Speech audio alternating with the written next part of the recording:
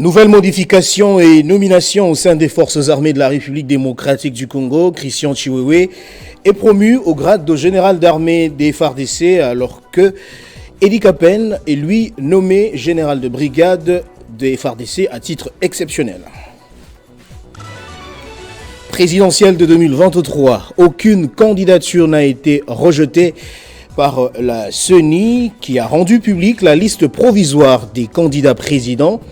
Toutes les 24 candidatures déposées sont retenues. Et puis cette tentative d'évasion de l'ex-président nigérien Bazoum, retenu en captivité depuis plusieurs mois maintenant par le pouvoir militaire. L'information est rapportée par les autorités du pays. Nouveau journal sur Télé 50, bienvenue à tous. Le président de la République, Félix-Antoine Tshisekedi Tshilombo, a procédé à quelques nominations au sein de l'armée nationale. Chiwewe Christian a été promu au grade de général d'armée des FARDC, alors que Chilingunza Nduru Jacques et Kasonga Chibangu Léon Richard sont nommés au grade de lieutenant général des forces armées de la RDC. Pour sa part, Edi Kapen, condamné à mort en 2003 dans le procès sur l'assassinat de Laurent Désiré Kabila, puis radié de l'armée, a été nommé à titre exceptionnel au grade de général de brigade et commandant de l'armée dans le Haut-Katanga. Quelques réaménagements sont enregistrés. Donc Christian Chiwewe Songesha, chef d'état-major des FARDC, avancé en grade, passant de lieutenant général à général d'armée. Sont également promus Jacques Nduru et Léon Richard Kasongo, désormais au grade de lieutenant général. L'autre importante annonce, c'est d'abord la réintégration dans l'armée de l'ex-colonel Edi Kapen Irung. Le président de la République, Félix Tshisekedi, l'a même nommé à titre exceptionnel au grade de général des brigades. Le nouveau général des brigades est aussi nommé commandant de la 22e région militaire des FARDC. Edi Kapen va gérer les 4 provinces issues de l'éclatement du Katanga. Le Lualaba, Tanganyika, le Haut-Katanga ainsi que les Olomami. Principal accusé lors du procès de l'assassinat de M. Laurent Désiré Kabila, Edi Kapen aux côtés d'une trentaine d'autres personnes, succédant ainsi au général Smith Nginga à la tête de la 22e région militaire, le général des brigades Edi Kapen, 63 ans.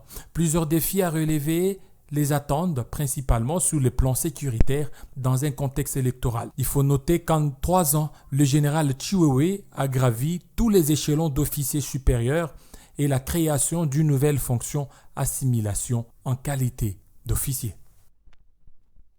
Je l'ai annoncé au sommaire, la CENI a publié dans la nuit du jeudi à vendredi la liste provisoire des candidatures à la présidentielle du 20 décembre 2023. D'après son communiqué, toutes les 24 candidatures réceptionnées ont été jugées conformes et déclarées recevables. Par ailleurs, la Commission électorale nationale indépendante rappelle que la publication de la liste définitive interviendra le 18 novembre prochain.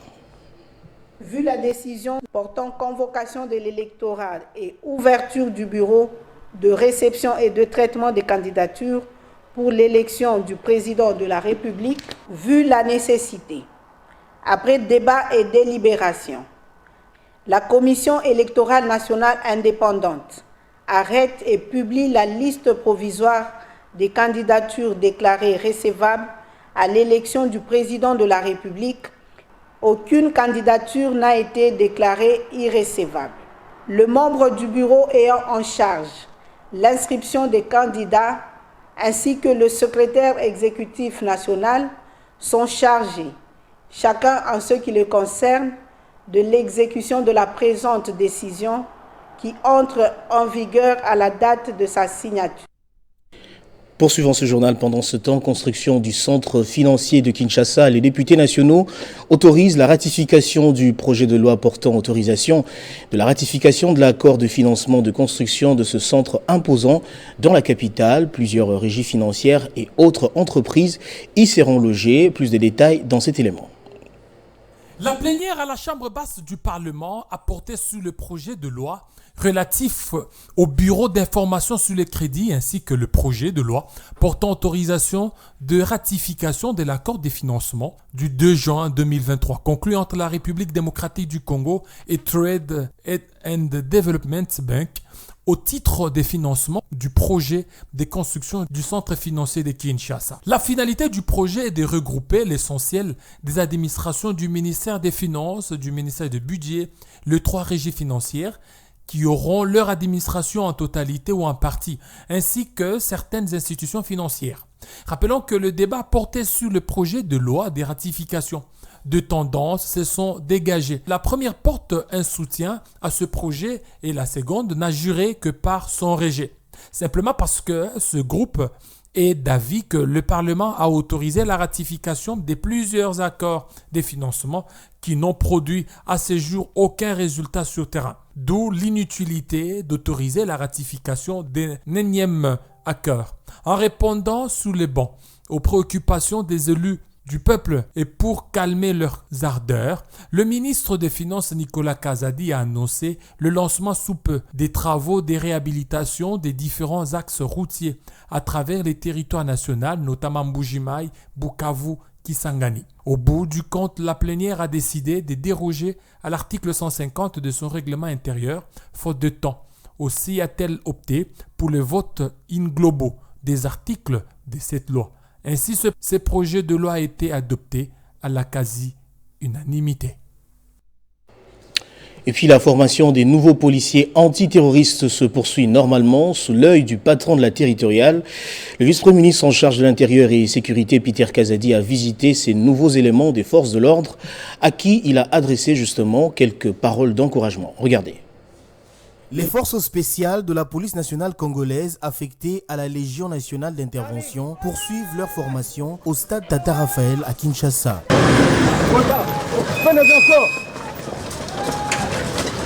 Le vice-premier ministre en charge de l'Intérieur et Sécurité, Peter Kazadi, leur a rendu visite. Le patron de la territoriale en République démocratique du Congo leur a adressé quelques paroles d'encouragement.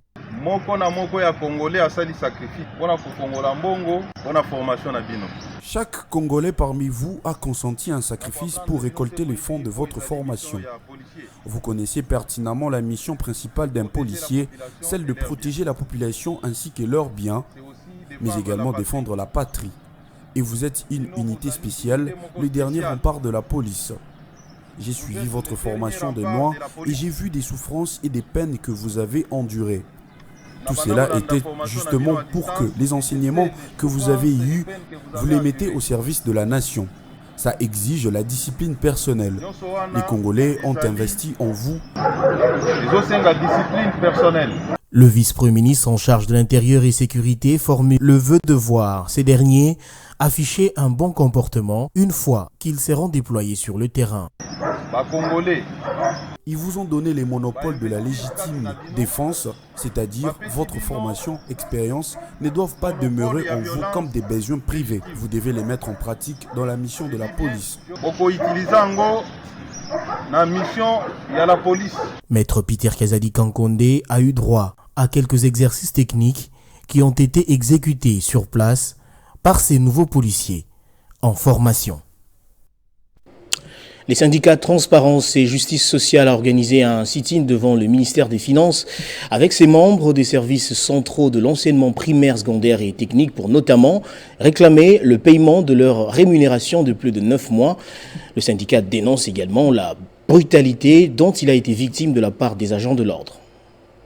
Transparence et Justice sociale, la Fédération de l'enseignement primaire, secondaire et technique, nous avons manifesté ce 19 octobre 2023 au ministère des Finances, auprès du cabinet du ministère des Finances pour obtenir le paiement de rémunération des agents de l'EPST, des services centraux.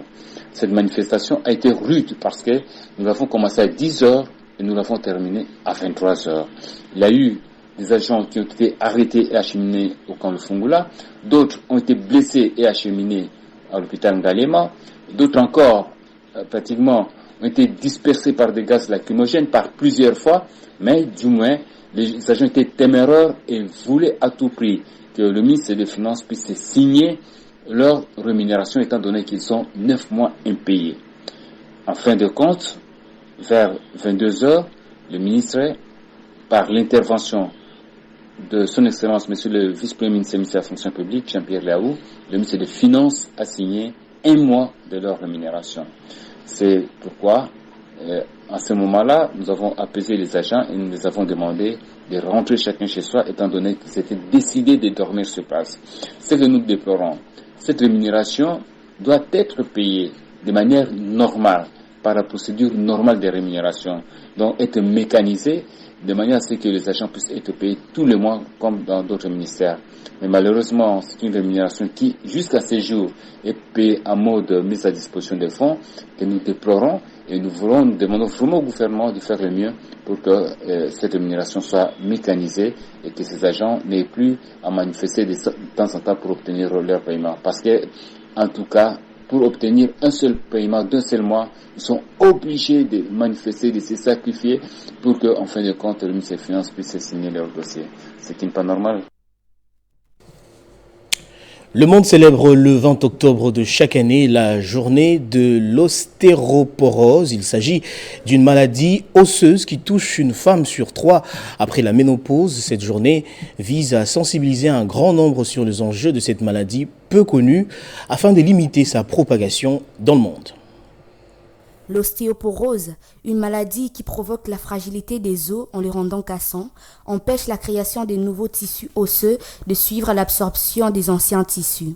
Elle est plus fréquente chez les femmes à cause de la ménopause, s'attaquant particulièrement à des personnes âgées de la soixantaine ou moins des fois. Cette maladie reste incurable à ce jour. Par contre, il existe des moyens préventifs et de renforcement des os en cas d'atteinte à la maladie. Les préventions étant donc une alimentation saine et équilibrée afin de prévenir toute carence, comme des produits laitiers, épinards, légumes frais, œufs et des eaux minérales riches en calcium ou des jus de citron avec de l'eau. Et pour améliorer l'absorption du calcium, il est conseillé d'avoir un supplément de vitamine D3, la vitamine du soleil. Et pour les personnes déjà atteintes, il est important de se faire consulter au plus vite pour un soutien curatif des os pour éviter sa dégradation. Généralement, ce sont des biphosphonates qui freinent les ostéoclastes, les cellules qui dégradent les os, limitant ainsi la perte osseuse. Dans tous les cas, une alimentation saine et équilibrée est conseillée pour résister et lutter contre cette maladie.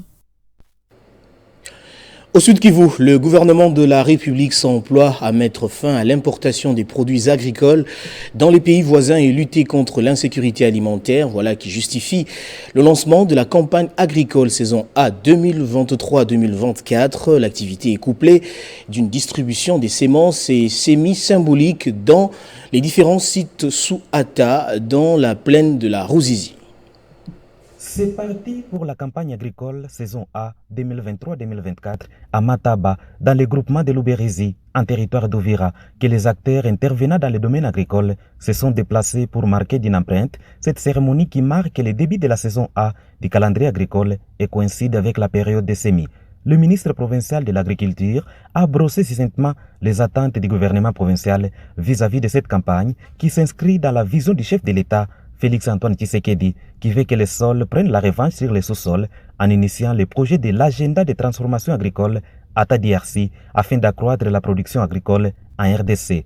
Pour cette saison culturelle, le projet prévoit accompagner plus de 2000 petits producteurs avec les paquets complets de maïs et soja, labourer 500 hectares de champs communautaires avec à la clé l'accompagnement des bénéficiaires de ces 500 hectares avec les semences de maïs, de manioc et techniquement. Le projet accompagnera aussi 600 riziculteurs. La population de la province du Sud Kivu vit à 85% de l'agriculture.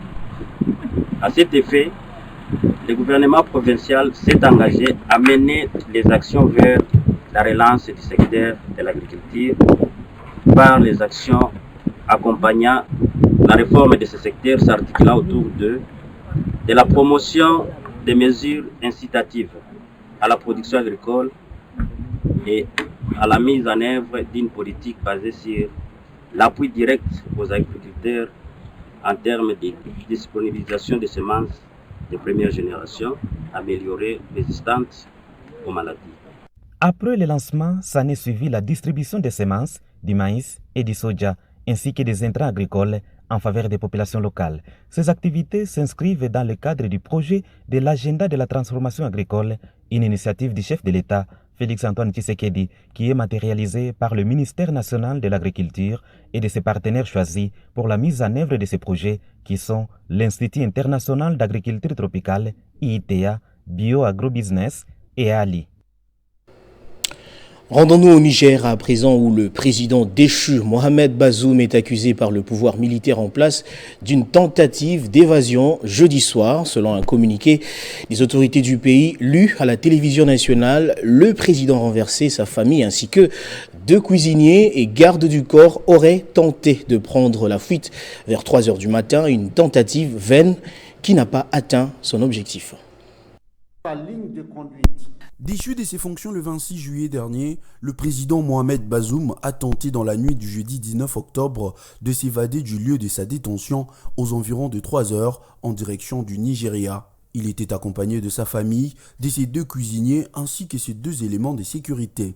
Le colonel-major Amadou Abdramané, porte-parole du régime, a précisé que cette tentative avait échoué et que les principaux auteurs et certains complices sont aux arrêts, précisant qu'une enquête est déjà en cours pour résoudre cette affaire. Un véhicule devait les conduire dans une plaque en périphérique de Niamey où des hélicoptères appartenant à des grandes puissances les attendaient en direction du Nigeria. Une attitude qualifiée d'irresponsable de la part de Mohamed Bazoum.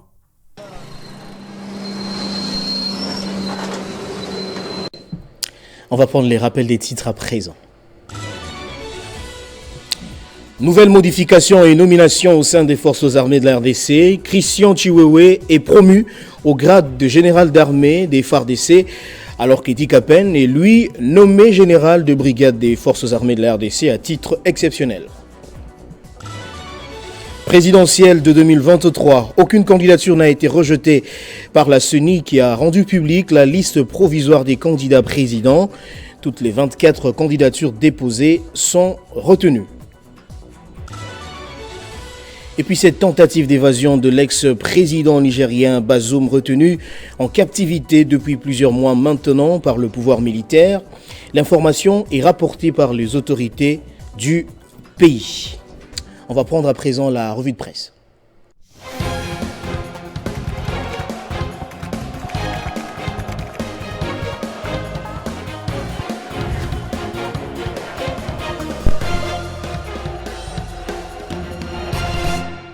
Comme annoncé, c'est l'heure de la revue de presse à présent et c'est avec Jenny Kaembe qui va me rejoindre sur ce plateau et à qui j'ai dit bonjour et bienvenue.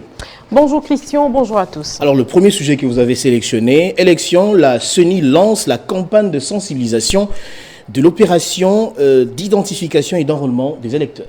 Effectivement, le président de la Commission électorale nationale indépendante a lancé officiellement ce vendredi la campagne de sensibilisation de l'opération d'identification et d'enrôlement des électeurs en vue de mobiliser la population congolaise à s'enregistrer pour la tenue des élections du 20 décembre prochain, rapporte Politico.cd. Cette opération est menée en étroite collaboration avec l'Office national de l'identification de la population et l'Institut national des statistiques.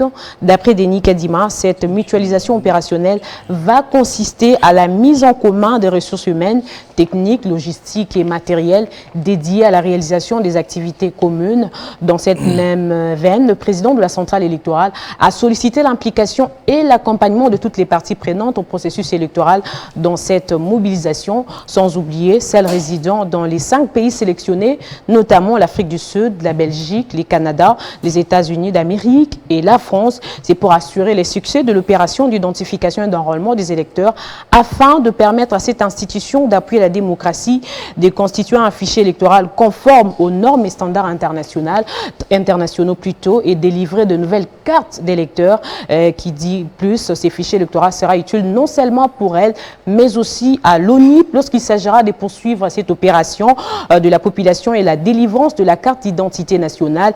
Qui sont concernés par cette campagne, Christian? C'est tous les électeurs enrôlés, y compris les nouveaux majeurs, ainsi que les Congolais résidant à l'étranger. Ils sont appelés à se présenter au centre d'inscription de la Commission électorale nationale indépendante en décembre prochain, dès le lancement de l'opération. Et puis cet argument confirmant le terrorisme judiciaire dont est victime Matata Mponyo, l'ancien Premier ministre. C'est le titre à la une du journal Eco-News RDC. D'après les tabloïds, l'affaire Matata a été un procès judiciaire qui ne cesse de susciter des interrogations sur l'indépendance de la justice et le respect de droits fondamentaux. La Cour constitutionnelle, qui devrait en tant qu'organe judiciaire de haute importance incarner les principes fondamentaux de justice, d'équité et de respect des droits de l'homme, malheureusement est au cœur de la controverse. Selon le groupe d'analyse politique UGDM, repris par le confrère, il s'interroge également sur la rapidité avec laquelle la Cour constitutionnelle semble agir dans l'affaire Matata Ponyo. Ces inquiétudes justifient dans la mesure où elles compromettront de manière directe le droit à un procès équitable en violation de droits garantis constitutionnellement et internationalement en matière de droits de l'homme. Au regard de ces arguments, le groupe d'analyse politique UGDM estime qu'il y a lieu de rappeler que la Cour constitutionnelle, en tant que gardienne de la Constitution, doit être garant ultime de l'équité et de la justice. Tout signe des précipitations, d'ingérence politique ou des partialités remet en question sa crédibilité et sa capacité de protéger le droit de l'homme. Il est impératif que la justice soit rendue de manière équitable, transparente et sans aucune forme de pression politique. Et puis le troisième et le dernier sujet que vous avez retenu, la ceinture et la route au Kenya, la dette auprès de la Chine inquiète. Tout à fait, c'est ce que nous relate africanews.com. Cette semaine, la Chine a accueilli les représentants de 130 pays pour un forum sur les nouvelles routes de la soie, un ambitieux projet d'infrastructure lancé par Xi Jinping il y a 10 ans. Le président kenyan William Ruto participait à ce rendez-vous diplomatique. Chose étonnante, son pays, lourdement endetté auprès de Pékin, envisage malgré tout de lui demander un prêt de 1 milliard de dollars. Les Kenyans accumulent plus de 668 millions de dettes auprès notamment de ses principaux créanciers. D'abord la Banque mondiale, puis la Chine. Pékin a par exemple prêté 5 milliards de dollars à Nairobi pour la construction d'une ligne de train. C'est le projet d'infrastructure le plus cher du pays depuis son indépendance en 1963. La Chine ne prête pas attention aux questions de bonne gouvernance. Elle ne se préoccupe pas non plus de la corruption lorsqu'elle met en place des infrastructures et des projets en Afrique. C'est ce qui est le plus inquiétant dans la mesure où de nombreux pays ont vu de routes ou des infrastructures, voire de l'énergie, des installations portuaires dont les coûts de construction laissent beaucoup à désirer. Explique Karuti Kanyinga, professeur de recherche à l'Institut d'études de développement de l'Université de Nairobi à africanews.com. Nous payons les prix forts et la majeure partie de nos revenus sert en fait à rembourser les prêts chinois, ce qui ne pourra pas durer, explique Karuti Kanyinga, professeur de recherche à l'Institut d'études sur le développement. Et de son côté, la Chine rejette les critiques qui l'accusent de plonger certains pays africains dans le surendettement avec ses prêts colossaux. Lors d'une visite à Nairobi en juillet dernier, le ministre des Affaires étrangères chinois a vanté un partenariat gagnant-gagnant avec le Kenya. Jenny, je vous remercie de votre présentation. Merci à vous, Christian Kalonji. Voilà qui boucle totalement ce journal, mesdames et messieurs. Je vous remercie de l'avoir suivi depuis Yamoussoukro grâce à Télé 50.